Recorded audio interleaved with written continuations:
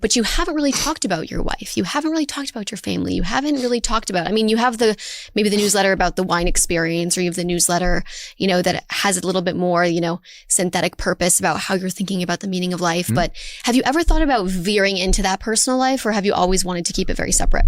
I'm starting to. So one thing that's been sort of new is I've always ended every newsletter, at least for the last year or so, saying, I ask the readers a question to kind of ponder at the end. And then I say, right back, tell me what you think. I can't reply to every single email that I get, but I read them all, which I do.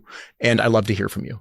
And then about maybe 8 or 12 weeks ago, I wrote back and said, at the end, I said, write back and tell Jennifer and I what you think. We read all these responses. And while we can't reply back to everyone, we love to hear from you.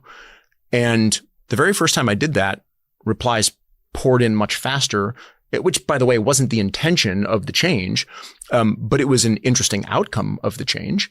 It's that people seemed to care about what was going on behind the scenes, which I had hypothesized before in the past.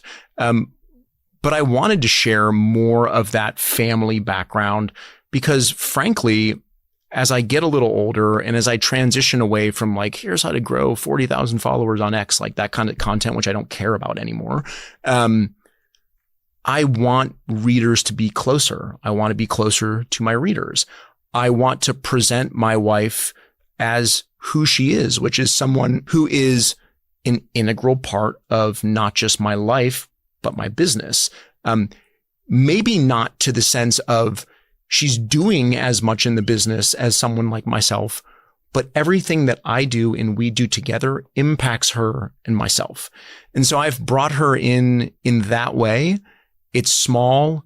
It's hard to notice, but it's made a huge change in how readers respond when they know there's a family and there's something behind, I guess, this guy who's writing to them. Does that make sense? Makes perfect sense. Yeah. And I think so much of your brand has also been solo. Sure. Like the one person multi-million-dollar business. Yep. And so this idea that like, oh, actually we're solo, but there's people behind us too that have been supporting us. And it's actually a little bit more of a team than you'd think.